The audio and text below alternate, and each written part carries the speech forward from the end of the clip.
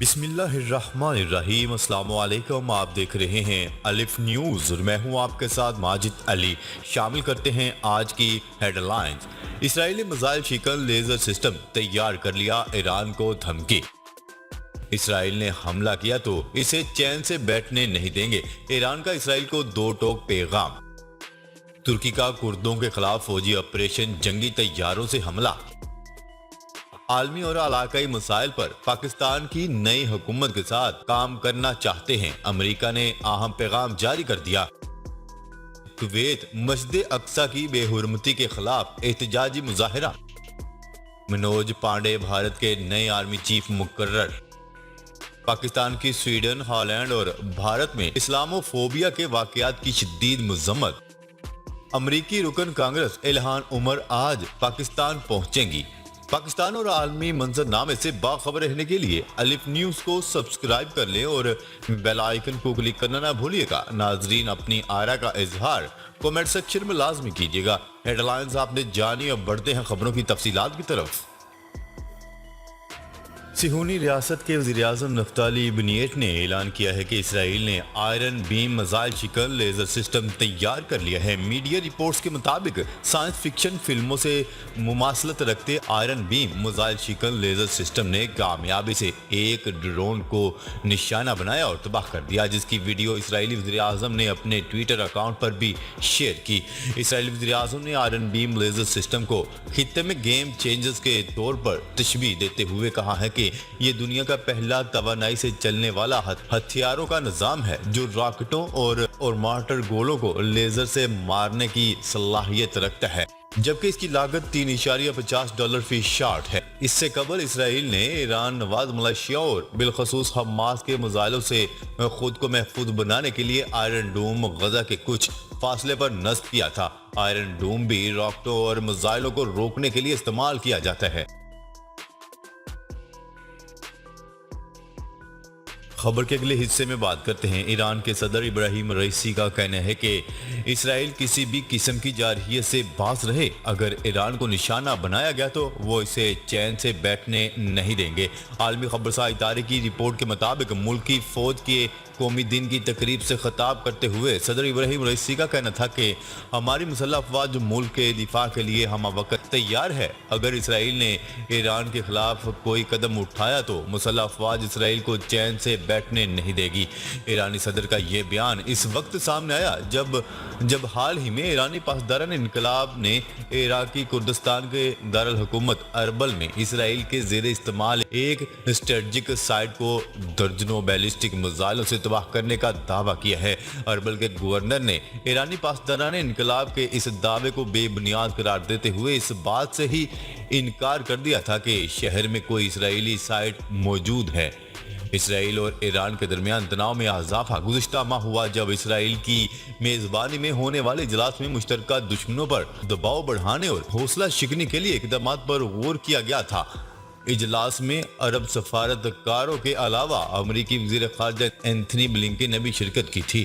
اس طرح اسرائیل نے ایران اور امریکہ کے ویانا میں ہونے والے جوہری معاہدے کی بحالی سے متعلق مذاکرات پر شدید تنقید کی تھی اور امریکہ سے ایران کے جوہری معاہدے میں دوبارہ شمولیت نہ کرنے کا مطالبہ کیا تھا۔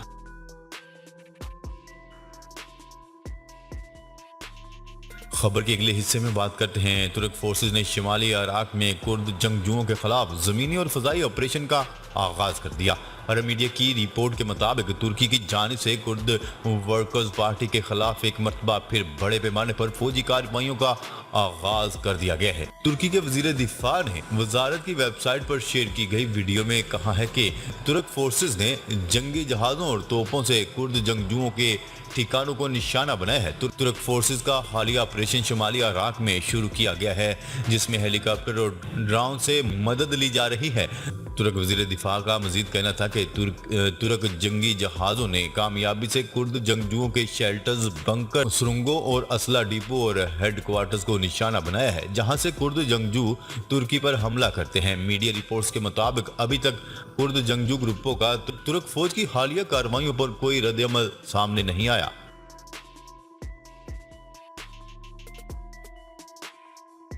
خبر کے اگلے حصے میں بات کرتے ہیں۔ امریکہ کا کہنا ہے کہ پاکستان کو اہم شراکت دار اور پارٹنر کے طور پر دیکھتے ہیں۔ امریکی محکمہ خارجہ کے ترجمان نیڈ پرائس نے میڈیا بریفنگ میں کہا ہے کہ پاکستان سے 75 سالہ تعلقات بہت اہمیت کے حامل ہیں، پاکستان کو اہم شراکت دار پارٹنر کے طور پر دیکھتے ہیں۔ انہوں نے مزید کہا ہے کہ علاقائی اور عالمی مسائل پر پاکستان کی نئی حکومت کے ساتھ مل کر کام جاری رکھنا چاہتے ہیں۔ امریکی محکمہ خارجہ کے ترجمان کا کہنا تھا کہ افغانستان پر پاکستان کے ساتھ کام کرتے رہے ہیں اور کرتے رہیں گے، خصوصاً ایسے افغانستان کے لیے جو اپنے شہریوں بشمول اقلیتوں، خواتین اور بچوں کے بنیادی حقوق کی عزت کرے۔ خبر کے اگلے حصے میں بات کرتے ہیں۔ کویت میں مسجد اقصی کی بے حرمتی کے خلاف احتجاجی مظاہرہ۔ کویت میں یوتھ فار القدس انجمن نے مسجد اقصی کی بے حرمتی کے خلاف قومی اسمبلی کی عمارت کے سامنے ایک احتجاجی مظاہرہ کیا۔ احتجاجی مظاہرے میں مسجد اقصی میں موجود فلسطینی نمازیوں کے ساتھ اظہار یکجہتی اور نمازیوں کے خلاف اسرائیلی حملوں کی مذمت کی گئی۔ کویت اور فلسطینی پرچم اٹھائے یکجہتی کے جلوس میں درجنوں افراد نے شرکت کی اور القدس اور فلسطینی مزاحمت کے ساتھ یکجہتی کے نعرے لگائے۔ کویت کی طرف سے القدس اور فلسطینی مزاحمت کی حمایت کی گئی اور اسرائیلی دارالحکومت تل ابیب میں ہونے والی مزاحمتی کارروائیوں کی تحسین کی گئی۔ شرکا نے بینرز بھی اٹھا رکھے تھے، ان پر لکھا ہوا تھا کہ اے اقصی، ہم اپنی جانوں اور خون سے تمہیں چھڑائیں گے، زمین کا مالک ثابت قدم ہے، ڈرنے والا نہیں ہے کہ نعرے درج تھے۔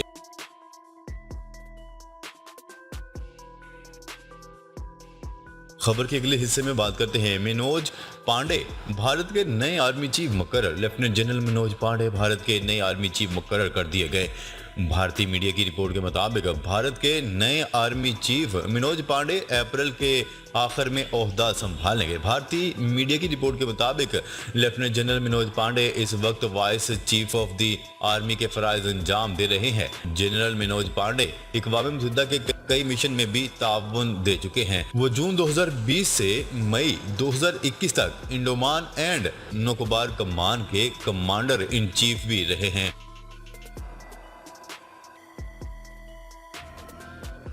خبر کے اگلے حصے میں بات کرتے ہیں۔ پاکستان کی سویڈن، ہالینڈ اور بھارت میں اسلاموفوبیا واقعات کی شدید مذمت۔ پاکستان کی جانب سے سویڈن اور ہالینڈ اور بھارت میں اسلاموفوبیا کے واقعات کی شدید مذمت کی گئی۔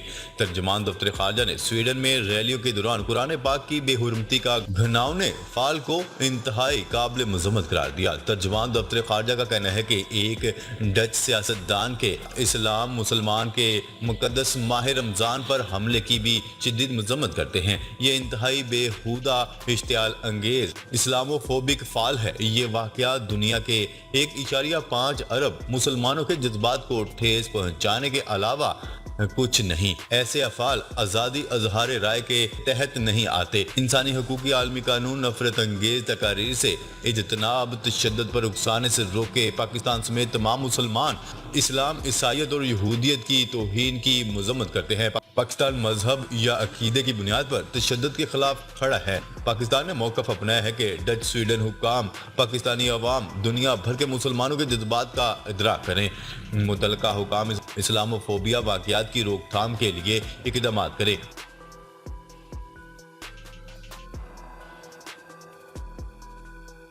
خبر کے اگلے اور آخری حصے میں بات کرتے ہیں۔ امریکی رکن کانگریس الہان عمر آج پاکستان پہنچیں گی۔ پاکستان میں وہ اعلیٰ قیادت سے ملاقات کریں گی۔ ڈیموکریٹک پارٹی سے تعلق رکھنے والی الہان عمر اپنے اس دورے کے دوران آزاد کشمیر کا دورہ بھی کریں گی۔ الہان عمر امریکی کانگریس کی رکن بننے والی پہلی 2 مسلمان خواتین میں سے ایک ہیں۔ امریکی ڈیموکریٹک پارٹی کے مزید قانون ساز بھارت بھی جائیں گے۔ بھارت جانے والے قانون سازوں میں 4 سینیٹر شامل ہیں اور 9 روزہ دورے کے دوران پولینڈ، جرمنی اور متحدہ عرب امارات بھی جائیں گے۔ الہان عمر کے والدین کا تعلق صومالیہ سے ہے اور سول جنگ کے دوران 4 سال تک کینیا کے پناہ گزین کیمپ میں مقیم رہیں۔ ان کے خاندان نے 1997 میں منیسوٹا میں رہائش اختیار کی، جہاں صومالی افراد کی بڑی تعداد مقیم ہے۔ ڈیموکریٹک امیدوار راشدہ طلائب اور الہان عمر سے قبل کوئی مسلم خاتون کبھی کانگریس سے منتخب نہیں ہوئی تھی۔ ان دونوں خواتین نے امریکہ کے وسط مدتی انتخابات 2018 میں پہلی بار کامیابی حاصل کی تھی۔ ناظرین اب تک کے لیے اتنا ہی، مزید خبریں لے کر بہت جلد آپ کی خدمت میں حاضر ہوں گے، تب تک کے لیے اپنا خیال رکھیے گا، اللہ نے کے بعد